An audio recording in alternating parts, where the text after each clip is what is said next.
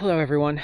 Today I want to talk about the fact that you don't need to spend $150,000 or $170,000 or $190,000 on a van to have amazing adventures. We spent under $50,000 on our van, which is still a lot of money. We made a lot of choices along the way that would lower our cost, but would also dictate what we could do in a lot of ways. So I want to talk about those decisions that we made. You get to decide if they're good decisions, if they're bad decisions, if they're good for me, if they're bad for you, whichever it is. But these are those decisions.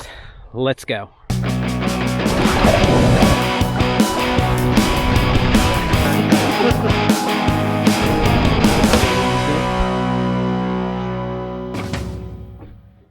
Welcome to the van. You've been here a million times. I think I've even done a tour of the van. I think I've done a tour of this van.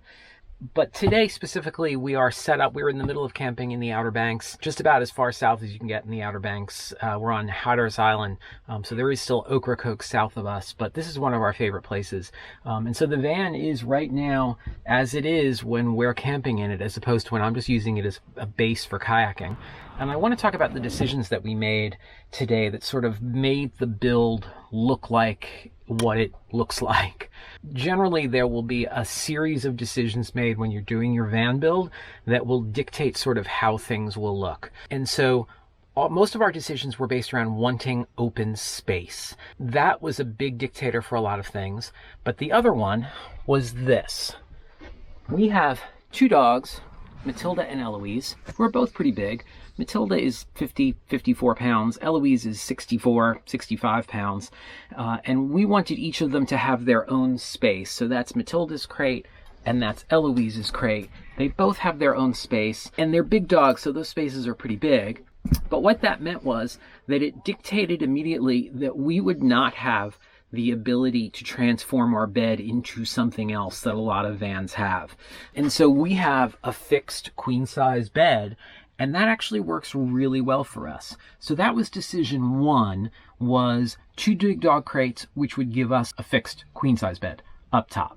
That decision we totally like and totally stand by. The other big decision that we made, we didn't want to give up the open space by giving ourselves a dedicated shower and a dedicated bathroom. We do not have a bathroom on board, which means that we are either camping places that have access to bathrooms, or we're digging cat holes like we would do kayaking or backpacking anyway. We're certainly adept at that. And in this case, we can carry a bigger shovel than a little tiny poop trowel like you do when you're backpacking. But that gives us way more open space in the van itself. And so a lot of vans have one little aisle right down the middle of the van with stuff on either side, usually a kitchen on one side and a bathroom on the other side. And we didn't want to do that. We wanted more open space. So that was a big dictator, and it opened up a lot of space in the back of the van for us to just have living space, which is really nice with two of us and two big dogs when it rains for 3 days in a row. We also decided that we had to have a couch. Eloise is our younger dog, but has more health issues and really has arthritis, and she broke a paw. She sleeps a lot of the day, and she sleeps a lot of the day at home on a couch. And so we wanted to make sure that there was plenty of space for her to sleep. So she's got a couch up here that we can snuggle her on. She's got a bed on the floor between the two captain's chairs. And she's of course got her bed, which she really only goes into at night. She's got plenty of place that she can sleep. She's a burrower, so she likes to have blankets and pillows. And so we've got stuff like that for her.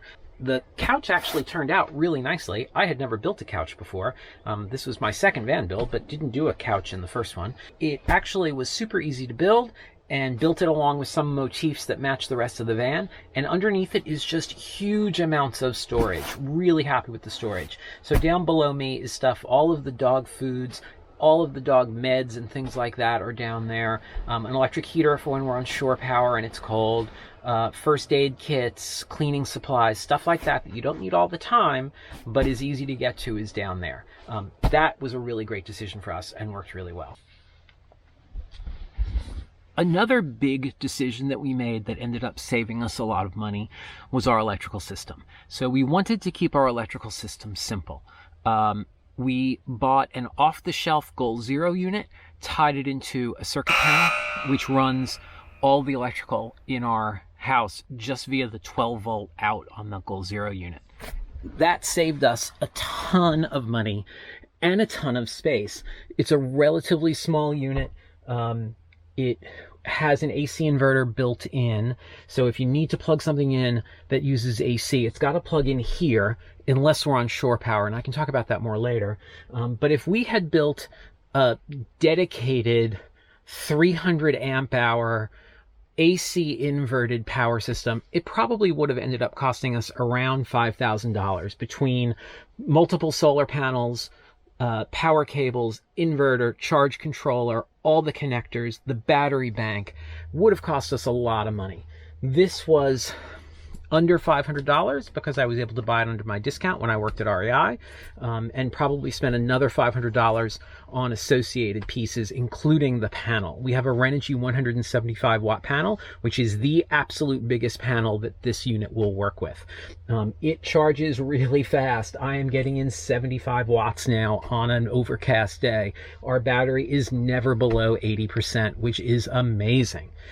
But we're only powering iPads and GoPros and drones occasionally and laptops occasionally, plus lights and a vent fan.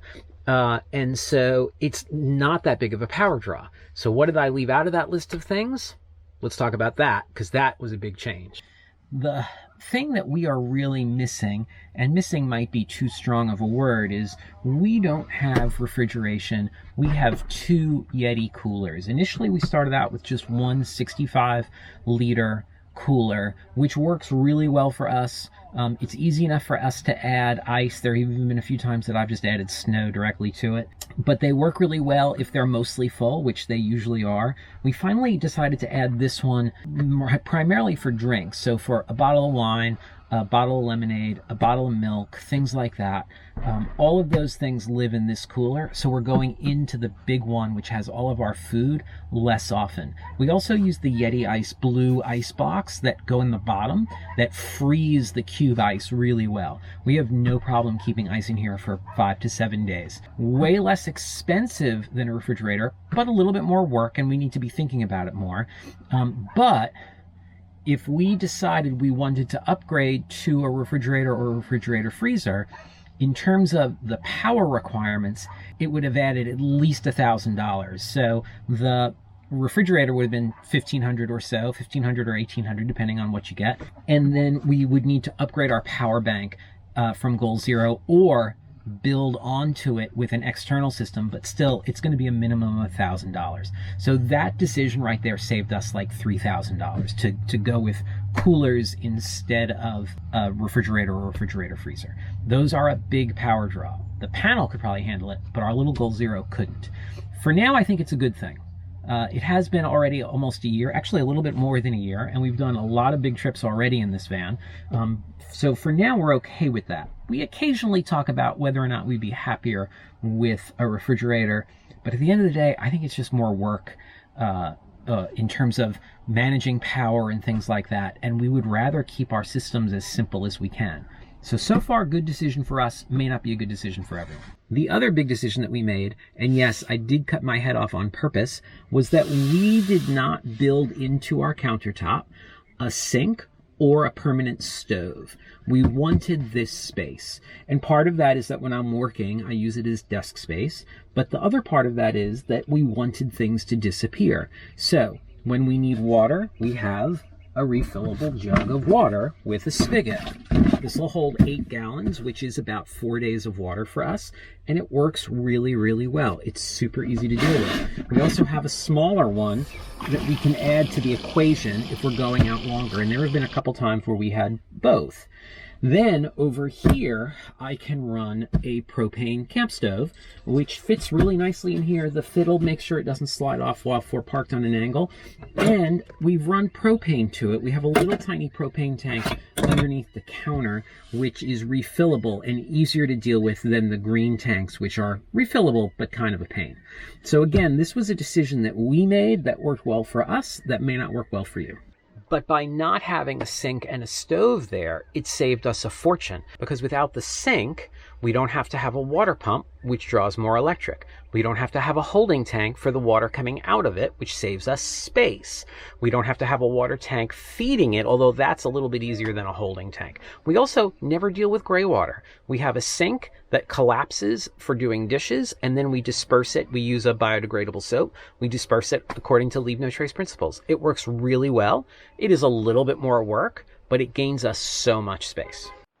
It means that below the counter, where the sink would be and the water pump would be and all that stuff, is just tons of storage. This is all pots and pans. That's our sink that folds flat. Gives us a tremendous amount of space. I'm packing in a ton of cast iron here. This is our pantry. Oop, it's locked. This is our pantry. So this is spices and dry goods and things like that. And then this is all of our cutlery and glassware, cutlery, plates, and glassware. And it works beautifully, absolutely beautifully. A ton of storage space. Speaking of storage space, let's go to the back of the van.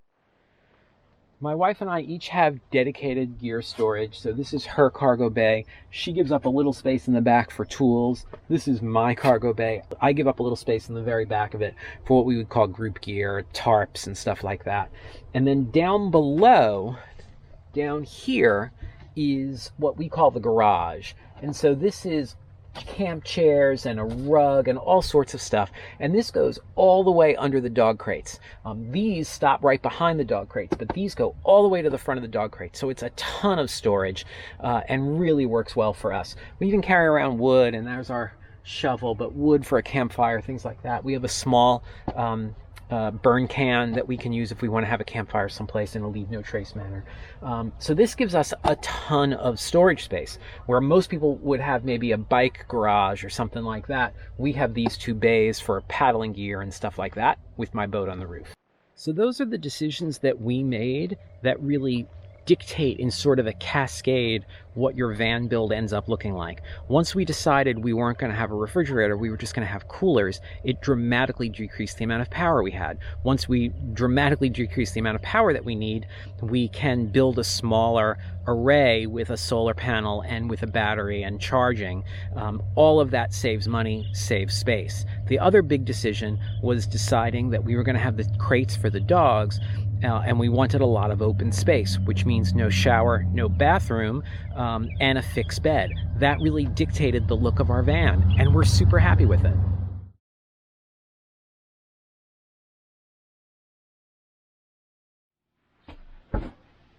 Despite all those changes, all the things that we don't appear to have, things like refrigeration or a bed that converts to a table or anything like that, or a built-in sink or a shower or a bathroom, we're still able to do amazing trips. This van has been all up and down the East Coast. It's been to Colorado at least a couple times, and then with associated trips down through the Southwest.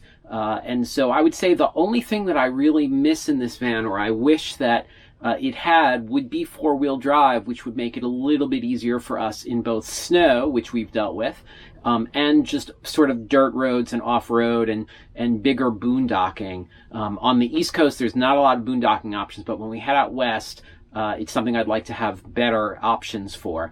But if we had four-wheel drive, I don't think that's available in a 170. It would also decrease our fuel mileage, which this van gets great fuel mileage between 19 and 22, which is great for a van of its size. So despite the decisions that we've made, we're still able to have amazing trips and go on amazing adventures. And so can you with a van that doesn't cost $150,000. If you have questions about any part of this build, feel free to leave them down below in the comments. I work really hard to answer all of the comments as soon as I can. If you enjoyed this video, hit like, hit subscribe. Otherwise, I'll see you outside.